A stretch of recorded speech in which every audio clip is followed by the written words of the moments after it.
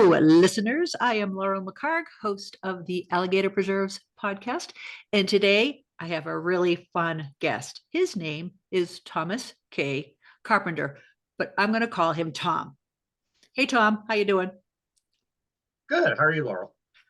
I'm doing well, but it's cold. It's very cold here. I think we might Yes. get some snow finally. I'm in Salida. You're in Buena Vista. Buena Vista. Some people call it Buena Vista, Colorado. Yes, we're Here. anticipating lots more snow so we can go skiing. Do you ski or snowboard or anything? Yeah. We try to get up to Breck or any of the Epic Pass places at least once a week. Haven't gotten to it in the last couple of weeks. We've been busy, but we are planning on going next week. That's part of the joy of living in the mountains. Me too, that's for sure. Well, Tom, you are a best-selling contemporary fantasy author with, I think, over 60 books under your belt. Is that right? Yes, correct. Yeah. Holy mackerel. All right. So, other than having 60 books under your belt, and we'll get to that, who else are you?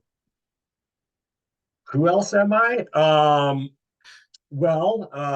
Yeah, like you said, I'm a full-time urban fantasy magic school author, though I have written in some other genres, science fiction, cyberpunk, historical mystery, stuff like that. I am also a game designer. Have a cooperative strategy card game coming out on Kickstarter in February, and like to do the hiking and skiing and all things outdoor, and that's kind of why we moved out here. Yeah. Moved out here from where? St. Louis. Okay. All righty. 3 years ago, almost 2.5 years ago. So Oh, so you haven't even been here that long. That is amazing. I didn't know that you also were creating these games. Are these online yeah. games? No, it's a card game. Yeah, so it's a cooperative strategy card game. You get together with a group, you play against scenarios as a team and try to defeat it. And there are various levels of decks. And the game is based on my books. So That's that. yeah, Congratulations. That is yeah, fabulous. yeah. Wow. We're excited to launch it because it's been a lot of work getting here. We still have a little bit more work to do, but we're almost there. We being My wife and I, Rachel, yeah, we've been working on it together. She's been doing a lot of the Kickstarter campaign design, which takes a lot of graphic design and just getting the wording right, and you got to go in and get all the shipping details and all those things. So it's been a long road. We've been working 7 days a week for quite a while, just trying to get it done. Oh my goodness. I love the description on Amazon of what you do. You do fantastic families, magical academies, and epic Yeah, adventures. So I read book one of your first series, book yeah. one of the Hundred Halls series. And the one that I read was called Trials of Magic. And uh, first of all, let me, before we get into that, let me ask you, that was published in 2016, I believe. Yes, And yeah. you have over 60 books published. We're talking about 7 books a year on average that you're creating. The first book I published was in 2010. So in 13 years, those 60 books. So probably 4 or 5's the average. Yeah, yeah, definitely. Kind of learned to write at a certain pace and level, maybe about by 15 or 16. I think I've had some years that I've done better, but generally it's been that maybe 4 to 6 books a year. Okay. How do you keep track of your characters? Do you use any writing apps? I don't use any writing apps, but I do use Excel. I'm my background was an engineer. I love Excel, I love spreadsheets, but so I have like for the Hundred Halls world, which is of those 60 books, is like 33 of those books, which is about a modern magical university called the Hundred Halls, where each hall has a different type of magic. and I've been writing a 5-book series around each one, with Trials being the original one, 100 Halls with Arcanium Hall, which is around book, library, truth magic. But anyway, so yeah, so that's a lot of material, and with 33 books, there's a lot to keep track of. But I have a giant Excel spreadsheet with each tab for each hall that has defined characters. I have extensive kind of word library of here are it all takes place in a fictional city called Invictus, also known as the City of Sorcery. And so I have all the different wards, like different businesses, lists of like who is the owner, descriptions. But even then, it can get a little unwieldy. And sometimes I'm like, oh no, I need to know this thing, and I need to go back through old books and do search and kind of find, well, what was this character's eye color? What I was just looking up one this morning. This character's originally from Ireland. What county was it again? Because I had to reference that, things like that. Right. So when I say, let's talk about Trials of Magic, how much do you remember about it? I Oh, mean, how, a lot. Yeah, yeah. I mean, for one, I did approve the audiobook last year, so I had to listen to it again. And I go back to that. I actually reread it recently. I just started season 2 of the 100 Halls last year, so 28 of the books are the first season, all around like a lot of events that happen in the world. And then after that was over, I moved 3 years ahead and started season 2. And as I was doing that, I kind of wanted to touch back to, when you write so many books in a world, I didn't want it to veer too far away. And I actually wrote a book this summer that I realized wasn't a 100 Halls book and wasn't very good.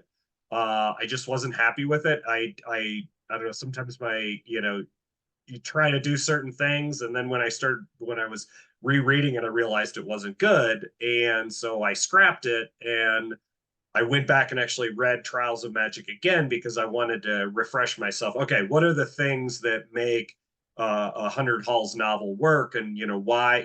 My fans have been reading these books for a while, and they expect certain things. And I think what I tried to do in the other book might have been fine if I was writing epic fantasy, but it wasn't a 100 Halls book. So I reread Trials of Magic, kind of refreshed myself. Oh yeah, these are the things that were fun and enjoyable, and I needed to get back to that.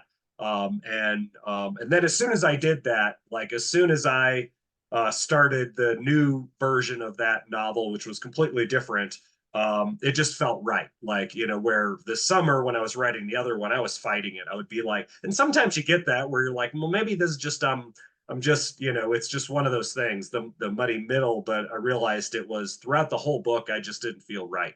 And there was a reason, because it wasn't doing the things I needed it to do. what specifically did you think was missing? Um, for a number of things. One is that part of the 100 Halls is that it is urban fantasy, set in an modern city.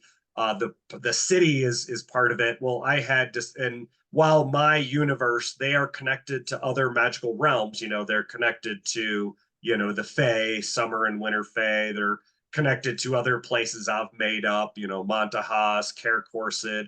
They're connected to the City Fae, which are they're, if the regular Fae or like summer, winter, that sort of thing, connected to the elements. They're connected to urban environments, things like that. Well, I decided to set this one completely in another realm, which started to really feel like urban fantasy, or not urban fantasy, epic fantasy. I introduced dragons, and it was all cool, but it didn't do that. And I think the other thing is that a lot of what my books have been are about, like, sometimes taking those myths and legends and doing a twist on them. In my books, the Pied Piper is there, but he is this semi-immortal being who steals people's souls, and he got his magic from back in the dark ages, when people were sacrificing people to him and stuff like that. He's a really dark figure. There are a lot of the, there's a sphinx, but really it's this hoarder who lives in an apartment with hundreds and hundreds of pizza boxes, and you can get an answer from him, but he's probably going to try to eat you. Things like that, taking that kind of urban fantasy twist on it. And, there's a lot of those fun things. And I was getting, again, more to that epic fantasy, which is, I don't know, bigger scopes and, clash of civilization. But I wanted to get back to that smaller thing. And also, the school is a big part of it. People want to read about learning magic. They want to read about, okay, this hall is different. What makes it different and unique, and how to give that reader that different experience. So, yeah, the good thing about that failure this summer was it reconnected with, to me, what it is that I think was making the 100 Halls a great multi-series universe. So, Learning through failure. I love that. When did you know you could make a living from your imagination? So, started, indie publishing in 2010, and, I was, had a full-time job, was working for Toyota, and, that was always the goal. And, I've made lots of mistakes. I like to think I've made all the mistakes you can in indie publishing. Um, and I like to try to find new ones every year like that. But so around, started feeling like I was getting to a point where, okay, once our kids, graduate, move out of the house, and things like that, that I was getting close to that income level where, okay, maybe we can leave. But I was always like, oh, it was always the question of, how much do you need to save for that transition? What, it's a big worry. Then during the pandemic, and when our spending went down to nothing, like everybody, and also I was away from the corporate environment for a month or so, and was like, oh my God, this is wonderful. And so really started earnestly figuring out, okay, what would it take to get there? And so, we made that jump.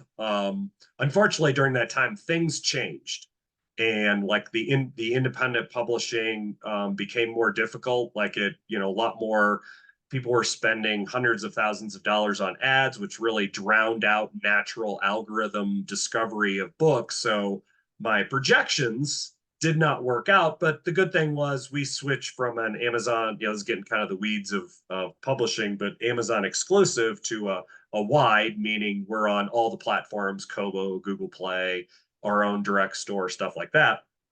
And so we're able to recover from that. But long story short, it was maybe around that timing of 2021 realized, we could do this for real.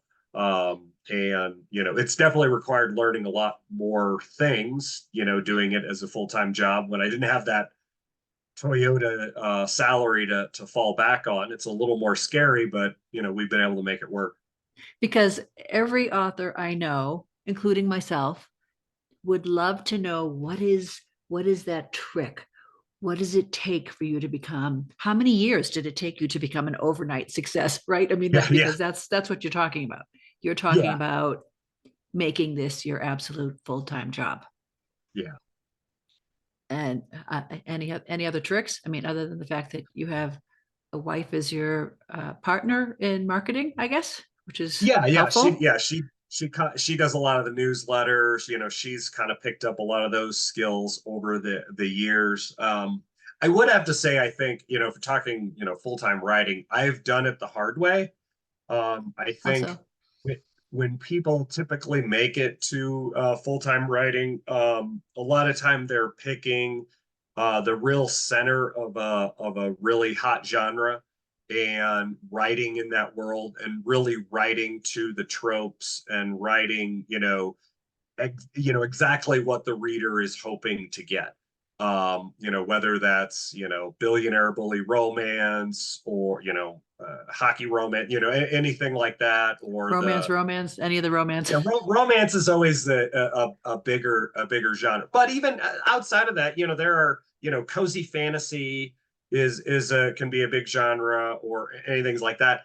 I've always taken a, it's mine. My books have never been this down the center of a genre. Eventually, I had to figure out, kind of like I was talking about the summer, the 100 Halls are its own genre of magic school. It's not, it straddles a couple of subgenres, but it's not 100% urban fantasy. It's not 100% this or that, or, contemporary fantasy or stuff like that. So I think I've seen many times where writers have been like, okay, I'm going to stop writing what I'm just, writing on whimsy or creativity. They're like, I'm going to study this genre and I'm going to write a book that really hits all these things that people are looking for. And I've seen people go from nothing to making six figures in a year. But that's hard. It is hard to write to a genre. It takes a certain type of author to do that, and that's not always been me. Even the early years, I wrote. Every time I started a new series, I would write in a new genre, and so that was always very difficult because you don't really.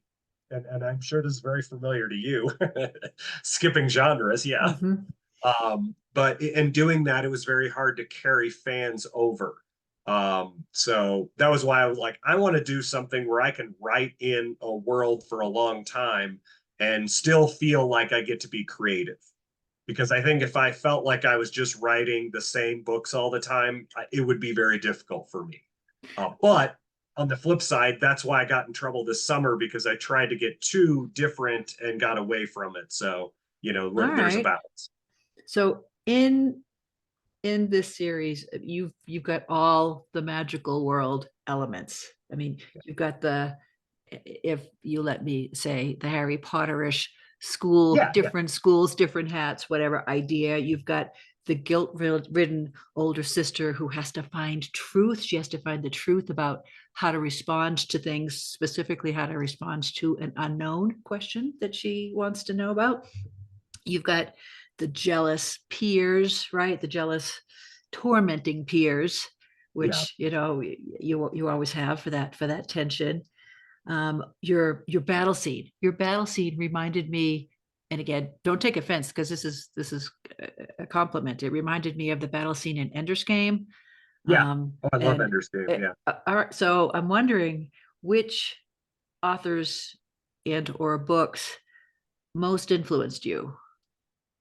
Ooh, I love George R. R. Martin. And even before the Game of Thrones, which obviously made him wildly popular, he was a prolific and award-winning short story writer. He's written, dozens and dozens of absolutely fabulous short stories. Really a big fan of his, and have read all of his novels pre Game of Thrones. I would say he was a big influence. Anne McCafferty, the Dragon Riders of Pern, Wizard of Earthsea, Ursula Le Guin. I did, yeah. Ender's Game is fabulous. Trying to, yeah, I think those would be some of my favorite books as a kid. Though I read pretty wildly. My mom was a big science fiction fantasy reader, and there was a great used bookstore. It's still there back in St. Louis, Rose's bookstore. And, we could take up old books and trade them in and then get new, or new used books, Yeah, and so I yeah. was always going up there grabbing new things. So, trying to read, anything and everything within the science fiction and fantasy genre. Were you a storyteller from a young age? Do you dream vividly? Oh yeah, yeah, yeah. I absolutely, like when I got my degree in engineering, that was only because I knew writing is difficult. Like, it's very, you don't know if you're going to get an agent, you don't know if you're going to sell a book, all those things. So I knew I needed a stable career. That was always my intention. I mean, the first book I ever wrote, I started in college while I was doing engineering. I was writing short stories when I was in high school, and so that was always the intention. It just was a much longer road than I was initially hoping for. All right. So in Trials of Magic, you choose two sisters, Mhm. Ori and Pi, or Aurelia and Yeah, Ari, yeah, you yeah, had it, Ari and yeah, Pi. Yeah. Ori and Pi. Why two girls? Why two sisters? Um, And of course they're orphans. They have to be yeah. orphans. Yeah. I I mean, back so the you know you brought it up, the tagline for the 100 Halls is, magical academies, fantastic families, epic adventures. One of my favorite tropes is found families. You the you got the family you got, but finding that group that you connect with. You bring up Harry Potter, Hermione and Ron, and even some of the others, are peripheral to that. Um, anytime you get that group that's bonded together and they're look at Lord of the Rings. I mean, that was kind of found family with all of them getting together, the Fellowship. So I wanted that, and starting with the sisters. I think I also wanted to do something different than most urban fantasy. It's typically that one, already, powerful, person, either they're investigating crimes or whatever. Doing sisters was a different take on it. Then also it gave me two perspectives. I think um books are, when you have multiple points of view, you get to see the world in different ways. That's, I think, the difficulty of writing single point of view books is, you only have that person's opinion on the world. But when you get to see it from other perspectives, because Ari and Pi are very different. Ari is, by the book, very, she's the older sister, and Pi is the younger sister who's always in trouble and looking for shortcuts, and however she can shortcuts to power.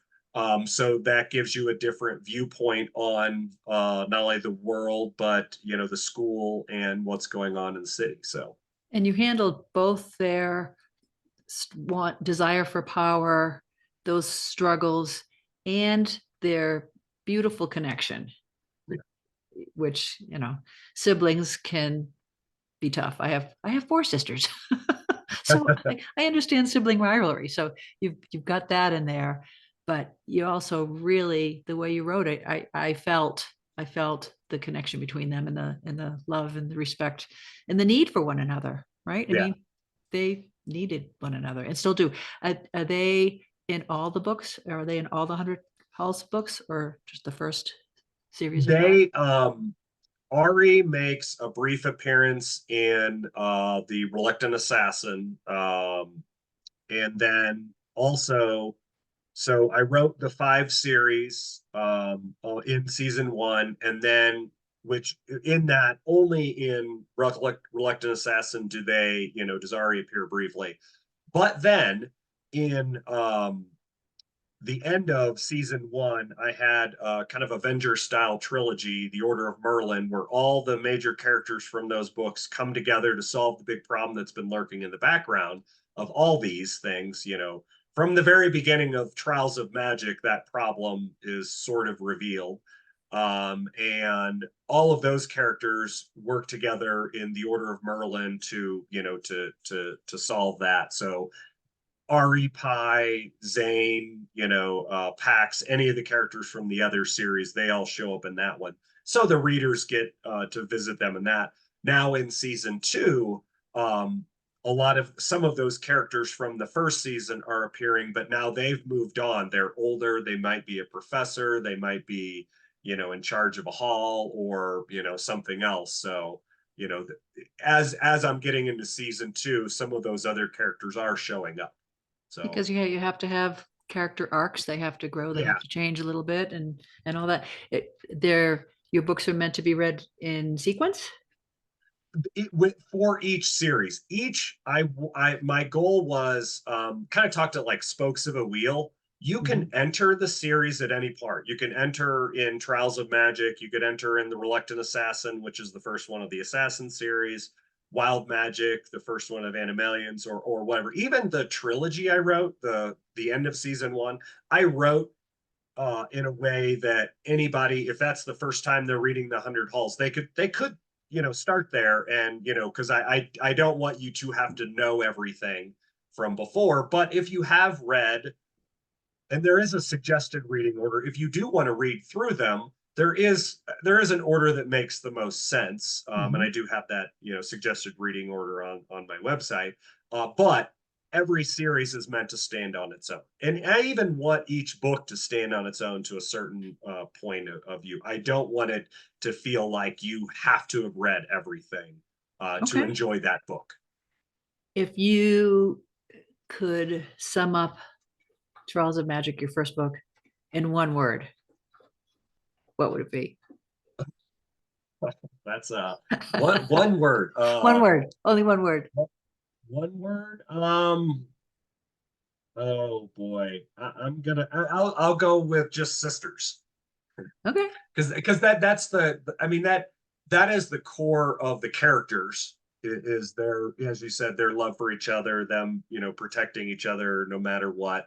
And that is really what, you know, holds a lot of the series together, is whatever those found families are, whether it's Pax with her animal companion Callie, or the Charmer family, or whatever, the dysfunctional Charmer family, I should say. All right. I will add the word fun as one word Okay. to describe that Yeah. first book, because seriously, it was fun to read. Okay. I loved wondering what was going to come up next, how they were going to solve their problems, who was going to be the real jerk, and were they going to get their comeuppance. Yeah. It was fun. It was fun. Who does your cover art? Because your cover art is stunning on Um, all of them. for earlier on, it was Raven, RAVVEN.com. She does fantastic work. And then lately, for the last year, I've been using GNS covers. Gene and Sasha, they do a fantastic job as well. You know, it people do judge a book by its cover, so a cover Yes, is important. it is. It is. Good tip for you aspiring authors out there and writers out there. Where do you write? How do you Um, write? What's your best situation for writing when you sit like down? actually just right here where I'm sitting.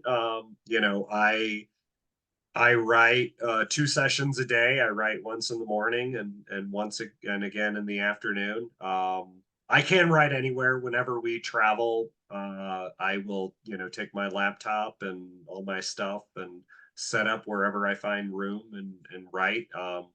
It bothers me if I don't write every day. Even just a little bit. Even if we're gonna go on a hike, I'm like, well, I'm just gonna get like 40 minutes in before we go, or something like that. Or Do you get maybe. ideas while you're hiking, or do you get ideas when you're Oh, not near something? And how do you handle that? I definitely like, actually going on hikes is a great way for me to work out things.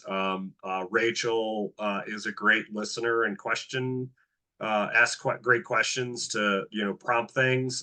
You know, because sometimes I'll be like, I'm stuck on this one part. I need to think it through. I need to understand what the characters are going through better. And Mhm. sometimes it's just me talking for 20 minutes, and then I'm like, okay, yeah, that's all I needed. Or sometimes she'll ask questions and be like, well, what about this? Or, you know, why did this person do this? And I'm like, oh yeah, that's a good, you know, point. Cause um, it has to make sense for the character. You know, if it's me, the author, trying to make something happen, readers can tell that. It needs to be, the characters need to be true to themselves. They need to be doing um, what they need to do, which has ruined many a plot for me. But that's okay. You know, I can always find new ways to throw their plans into chaos. So Because characters can do that, can't they? They can yeah, say, I don't want to take this next step that you had planned for me. I'm going somewhere else. yeah. And And I that, think I'm always pleased when my beta readers will tell me, "Oh, I absolutely hated when they made that decision, but I absolutely understood why they made that decision." You know. okay, good. So do you have beta readers for every book before you put it out? Yeah, yeah. I, you know, go through a number of steps. I have a team of 6 beta readers that read every book, and they always give me great feedback and you know, continuity errors, or let me know, you know, which characters they liked, you know, their impressions, things like that. And you know, maybe some, you know, copy edit nits. Of course, I've edited a couple of times. Rachel will read it, and then once we've gone through and I'm happy with the story, then I will send it to my copy editor, and then she goes through and finds all the, commas and, missing Nitpicky words, stuff. the Yeah. twos, the does. And then after that, after I do all that, then we actually have an advanced reader group on the newsletter. We send it to them, and we get feedback. If there's any nits or things that maybe I introduced in the fixing, or Yeah. we just got missed throughout the whole thing, and that group also will tend to put up reviews for me as well. So, which is Okay. always helpful to book launching with some reviews on it. So I'm thinking you are more of a planner than a seat of your pantser for this. For writing, I used to be I would write like a scaffolding outline. It would be just be about 2 pages. Mhm. There would be like, what the overall story was about, maybe some things about characters that might be new or what's going through the challenge. And then I would write just a very chunky, part one of the book is about this, and this is what it ends on, part two, part three, part four, and those major points. And that was always enough for me. But it would always, again, require a lot of like walks of, I've got to this part where I don't know what's next. And actually, I was recently on a flight, and part of I think it was United or something, and they had like you could watch movies or something, and I'm flipping through, and I get to the master class with James Patterson, and I'm like, this should be it's you can always learn something. Yeah. And again, there as I watched it, there were a lot of things that were I've heard advice from a lot of times, and some things also were things I knew, but were just kind of good reminders of things I needed to do. But the one thing he talked about that is something I have never done is write a really detailed outline. And he talked about why he does it. And I thought, what, since I'm going to try that for this series that I'm writing right now. I've never, done a detailed outline. So instead of doing just the 2-page outline and then pantsing from there, Mhm. I wrote essentially about, I think, 8 or 10 page outline. I mean, there's some like overall, like, here's the log line for it. Here's what's going on with the major characters. Here is that part one, part two, part three, part four, and then some other details, and then a paragraph for each chapter and where they end, what the point of view is, and I wrote that. I mean, it took about a week or two of really Oh going yeah. through that, cycle Because that's through. like writing Well, your whole book. I mean, that's yeah, yeah, here's my book. Yeah. yeah, and figuring out where the plot points are, how to weave things in, and I did that, and it was a really enlightening experience. And I think the book was even stronger for it because I was able to plan those things ahead of time, and I'd understood everybody enough that it worked really well. So I've done like I'm starting book 3 of that new series just actually this morning, and I've done that outline for each one, and I'm really happy with it. Also, it's really I haven't slowed down like normally. Sometimes I'd get to where I need to pause because I need to figure out the next section, but I haven't had that, and it's been a little eerie because I've just been like, okay, what am I writing? Okay, looking, oh yeah, this chapter is about this, and I try to also like read what the chapter is for the next day too before I'm done, just so I can be Yeah. thinking about it. But Yeah. it's been a good experience, and I think it's good after 60 books to um, switch up my process, to do something different, because I don't want to get too complacent.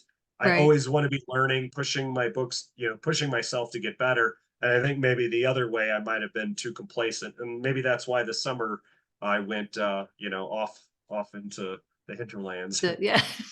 Do you ever worry about running out of steam? Oh no, no, no. Oh, I love to good. write. Yeah. My goal for the 100 halls is to at least write 100 books. I mean, that seems logical. I think you Um, have to. Yeah. yeah, yeah. I'm not going to do a series about all 100 halls because that would take 500 books, so that'd be a little nuts. But I basically have 4 seasons planned out, Okay. like loosely. All right. Any books on writing craft that you would recommend or that you enjoyed? Ooh, um, Solstein. Looking at your bookshelf there. Like I know I've read Anne Lamott's Bird by Bird a couple times. I've read Stephen Yeah. King's book on writing, which I Okay. think is wonderful.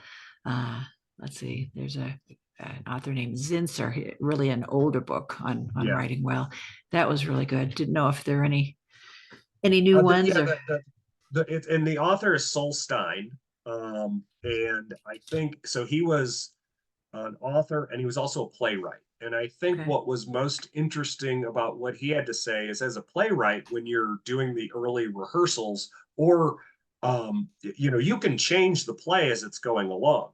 Mhm. And even within the early rehearsals, the other parts of the cast might be sitting there, and as people would be doing their lines, he would not watch what was going on stage, but the reactions from people, and to see, ooh, they didn't, that didn't like hit like I thought it would, or, things like that. So, that idea of, you need to kind of like be able, how do you gauge the reaction of what, because you're trying to, when you're writing, you're coding people to have a feeling.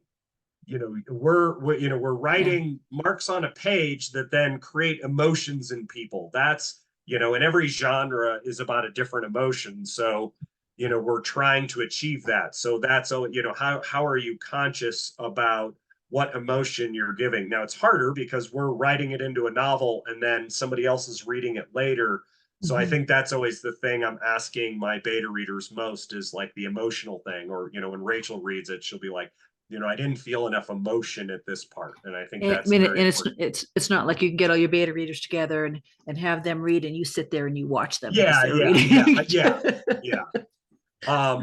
And then the other thing he talked about was giving your characters not all the information, like give this character a little information and this character a little information, and give them opposing goals.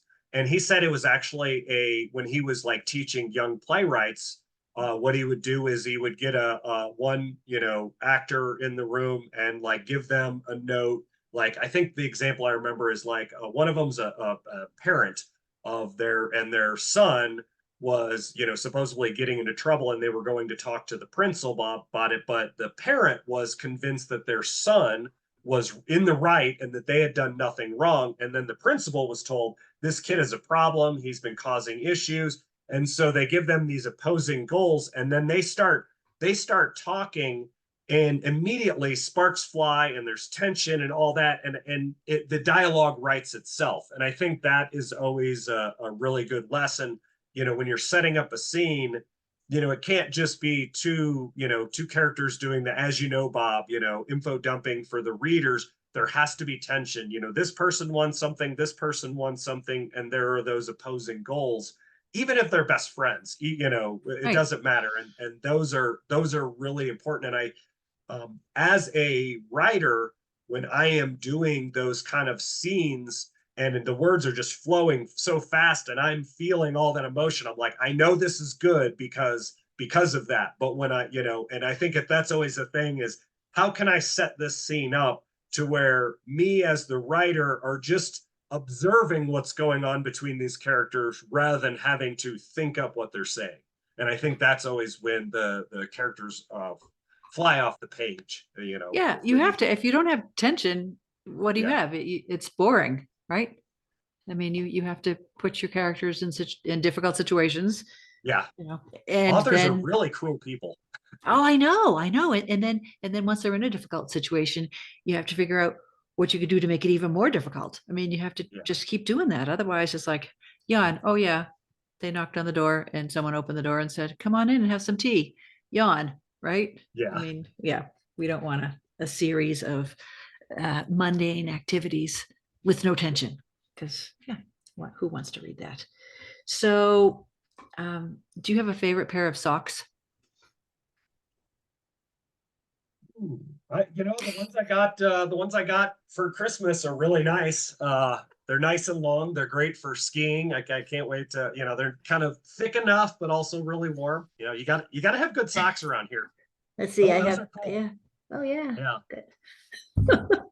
This is the first time I've shown my feet on, on a podcast. Are there any other interesting things that you might want your readers to know about you? Any quirks? Um, well, I mean, and I did such a terrible job thinking of the one word. I want, when I want readers to pick up a book, I want them to have fun. I want them to love the characters and the world. So, if you're reading one of my 100 Halls series, that's what you're going to get. You're going to get, magical schools and the weird things that go on with that, the interesting trinkets and spells that that can go awry. Somebody miscasting a word and ending up summoning a room full of bras. Those kind of weird, different things. Yeah, I think that when they're picking up a 100 Halls book, they should be ready to have a lot of fun. And that's the word that I used when I finished reading it. So I just got my Medicare card, so you know how old I am, and I thought it was great fun, that first book. Do you have a target audience, a target age? Who mostly reads your books? Because obviously, Um, and I'd say it tends to be I would, and we do get certain stats because I do stuff on TikTok or we have our direct store and stuff like that. In general, it's probably the majority of my audience would be 35 to 65 women. But we have found from doing our direct sales that I've been getting a lot more male readers, but they tend towards the audiobooks. And just because we've recently had the audiobooks, that was never something that we were able to see. So I think maybe that format was limiting. So I wouldn't say I have this impression of what my audience is, but that would not be the complete case because, like I said, we've been having a lot of audiobook sales because of that, and they tend to be men. So I think that just happens to be, for whatever reason, they don't want to sit down and they want to just listen to it. So that's been kind of an yeah, interesting revelation this last year. like my husband, he'll do an audiobook while he's woodworking, or you Yeah. know, I'll listen when I'm on my treadmill, or yeah, I mean, all kinds of good places you can listen when you're traveling, when you're driving long places. It's great to be Yeah. in a different world that takes you away. So how many books are you going to publish in 2024? This is the start of a new year. What are your writing Yeah. goals? So the book 4 and 5 of the Crystal Hall series is coming out. Book 4 is coming out in 2 weeks, and then book 5 comes out in February. And then what I'm writing right now, because basically I'm always writing what will come out next year. Mhm. These 5 books will launch in the fall. I always start with a Kickstarter, and then we'll launch them or put them up 1 month at a time after that. Um, so I guess 5 books. There is another book that I do want to put out. I wrote the first book of a magical heist series, a fantasy heist series. This is epic fantasy.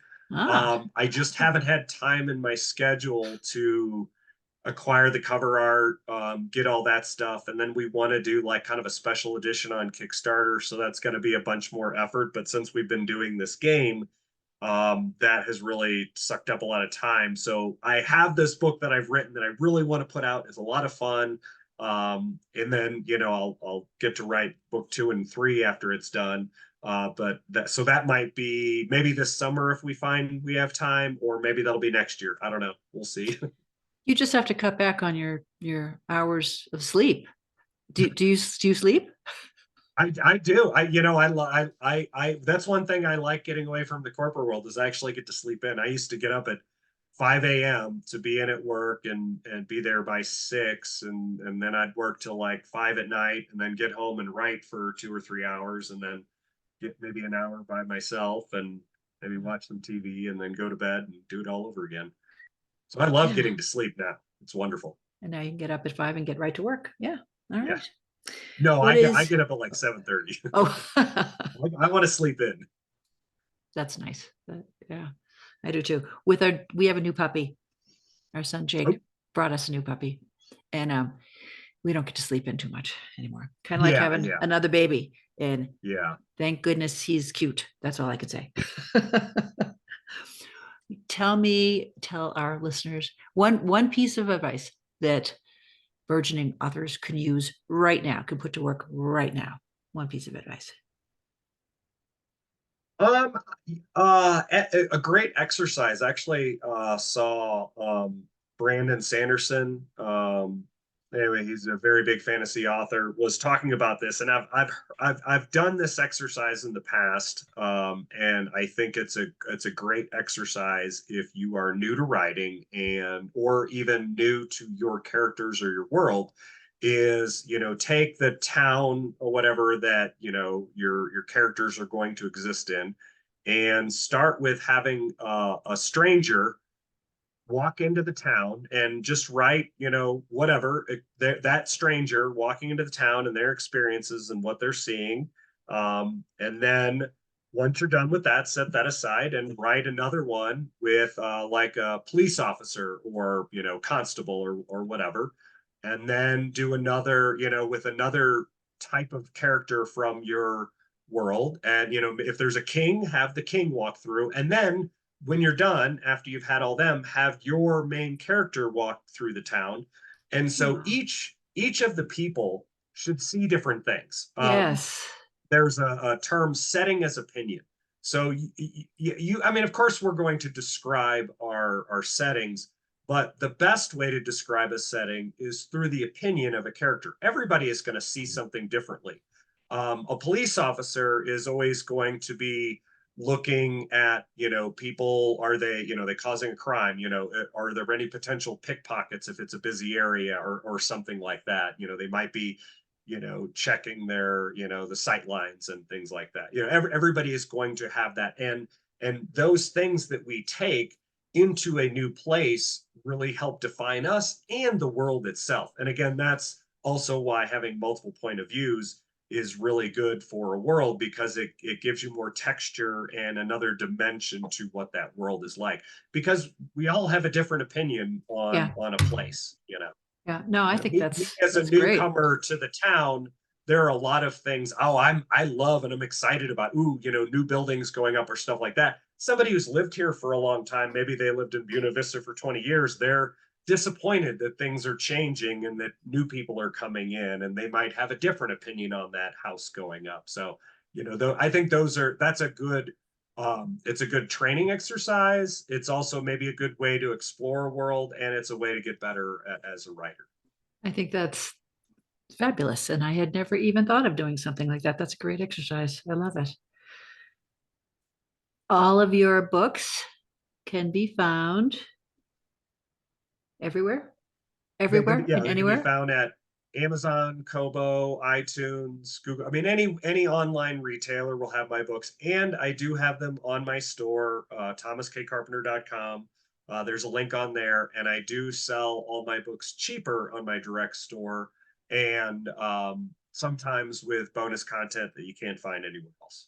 Okay. And you can subscribe to your newsletter. And Yes. I've got links. So will you send me some photos just of you, maybe of you hiking, maybe of you writing, whatever? I will Yep. have links and photos on my blog at letvillelaurel.com. And is there anything else you would like our listeners to know about you, about anything? I have, like I mentioned, I have a card game, strategy cooperative card game based on the 100 Halls universe coming out on Kickstarter on February 13th. It is going to be, it's got great art. It's a lot of fun to play. It's the kind of game you can play together with. If you're not a competitive person, it's a great game to play with your friends because you're working together to solve a problem. Like I said, I'll also send you a link for that, but it's called Champions of the 100 Halls. And like I said, it's coming out on Kickstarter February 13, and we're super pumped about it. That is really exciting. Thomas K. Carpenter, Tom, this has been delightful. I really enjoyed your first book. You want to meet my puppy? Come here. Yes, Come here, yeah. Come here. Come here. I've never had my puppy on yet. This is Banjo, everybody. Say hi. Hi. Yeah, he's a terrier mix. He's a rescue dog, and he's either 100 miles an hour all the time, or he's asleep. So yeah, I'll maybe have to put him in a book. All right. Tom, thank you, and Happy New Year. And maybe we'll see you around. And looking forward to your next releases. Thank you, listeners, and go out and check out Tom Carpenter's books. They are fun, they are magical, they will take you away. Wonderful. Oh, and also send me links to your Kickstarter campaigns too. Yeah. All right. Well, thank you. We'll see you around. Bye-bye. Yep. Great being